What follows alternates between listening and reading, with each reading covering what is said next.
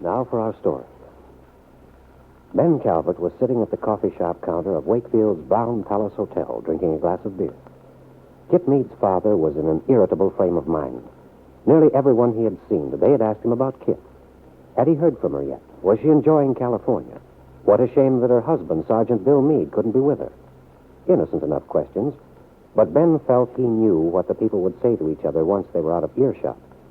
He knew that the general feeling in Wakefield was that Kit had gotten Bill Meade away from Peggy Douglas, Aunt Mary's niece, and that the town would now think that Kit hadn't been able to hold Bill, that her leaving town meant a separation, perhaps even a divorce. And Ben was now afraid that Wakefield was only too right. He was now convinced that Kit's trip to California was purely camouflage. Ben was determined that if his daughter's marriage was to end, it wasn't going to end this way, leaving him at a disadvantage in the town. If there was ever a time he needed his secretary, it was now, Ben thought. He had been stupid to tell Jessie Ward that she could take her vacation. A man took the seat next to his at the counter. It was Fred Clark, the station master. Mr. Calvert didn't exactly feel socially inclined, but realizing that this wasn't the time to create any new antagonism, he nodded fairly affably when Fred said, Howdy, Ben. Hello there, Fred. Saw you sitting over here. How's tricks, Ben? Business good as usual? I can't complain. No, guess you can't. Same can't be said for other folks, though, huh? Yeah, this is the first day I've had away from the station in months. Been busier than a one-armed paper hanger. Looks like the more the government asks people to stay home, the more folks want to travel. Perversity of human nature, I call it. I guess so. Well, I guess you'll be going out west next. Out west? Huh? Oh, you mean to join Kit? And Jessie Ward. What are you talking about? Jessie's gone up to Wisconsin for a couple of weeks. And she sure took a long way to get there. Sold her ticket myself. Round trip to Los Angeles, California and back. What? So you thought she was in Wisconsin? Oh, I guess I just misunderstood Jessie. I didn't pay much attention when she was talking about this trip. For some reason, I just had an idea she was going to Wisconsin, but I'm sure I misunderstood her. Yeah, it looks that way, don't it? Yes, it does. Ben Calvert finished his beer, and a few minutes later was walking quickly back towards his office. His face was flushed. Even his footsteps had an angry sound. But his anger was futile. There was no release for it. Why was everyone tricking him? What was going on? In his office, the phone was ringing. Ben didn't answer it. He walked nervously around the room, going over in his mind what Fred Clark had just told him. I didn't misunderstand Jessie. I know she said Wisconsin. Positive of it. Evidently, there's something that I've missed. Oh, I should have known that woman... What the devil is Jessie up to?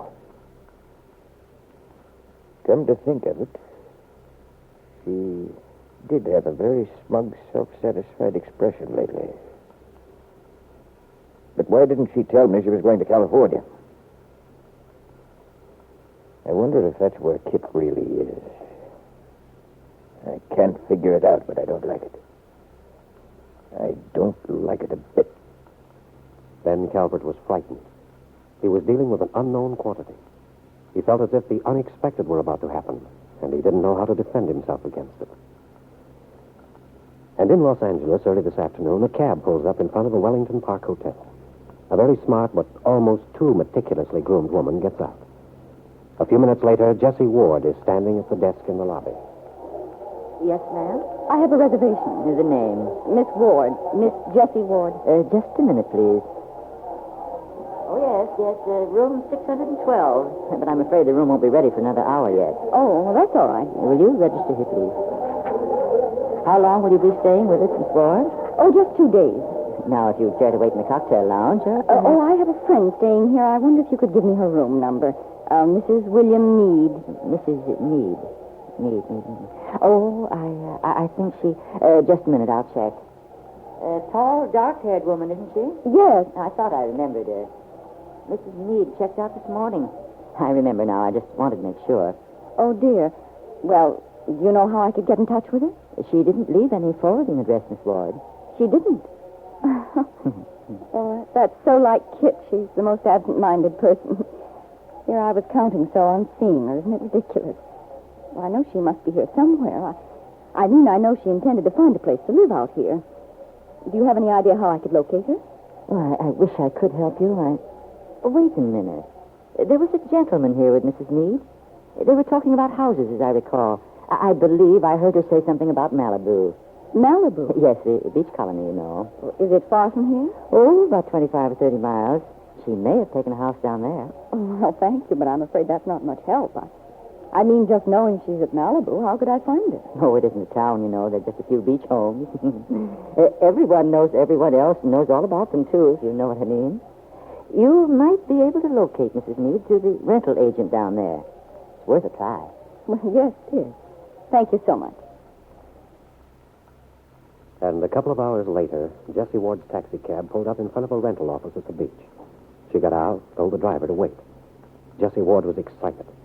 If only the desk clerk had been right. Well, she thought, in a few minutes she'd know whether or not this trip, and her intuition, was a failure. Yes? How do you do? I'm interested in finding out about a house here at the beach. Oh, won't you sit down, miss? Thank you. I'm Miss Ward. I'm Mr. DePinna. Now then, Miss Ward, I imagine you're interested in buying property down here, Well, no, I'm not. I want to see about renting a house. Renting? Well, you ought to take the shortcut. 2/3 of the people who rent a house down here end up by buying. Oh, really? I do have one house, though, that's available for a 3-month lease. 5 bedrooms, tea house, tennis court in back, a beautiful place. Well, that sounds a little large. It has one of the prettiest views on the beach. It belongs to Douglas Grayson. Oh? Yes, you know, the movie director. Well, I don't believe I know him. You live here in California, Miss Ward? No, I just arrived today. Oh. The idea of spending some time by the sea appealed to me. I believe a friend of mine has just rented a house down here. Mrs. Meade. Oh, yes, Mrs. Meade. Yes, I rented her the Duncan place. A beautiful young woman. We just closed the deal this morning. Yes.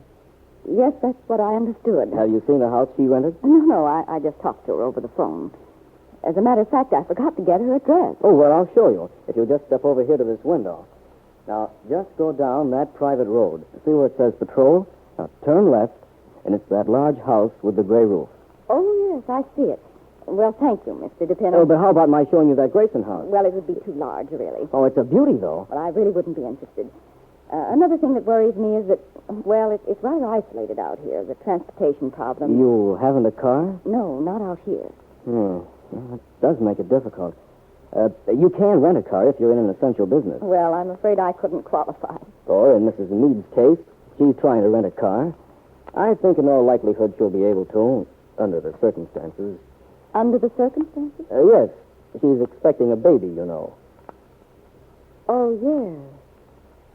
Yes, I imagine that would make a difference. Now, I'll just get the keys of that house and I'll be with you. Well, really, Mr. DePinna, don't bother. I haven't much time, but thank you just the same. Thank you very much.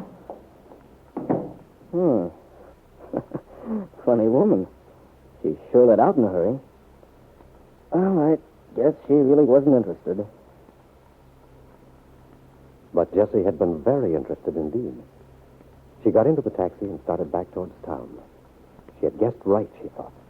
Now she understood why Kit had taken so few clothes, why she said she was going to buy things out here, and why she had left Wakefield.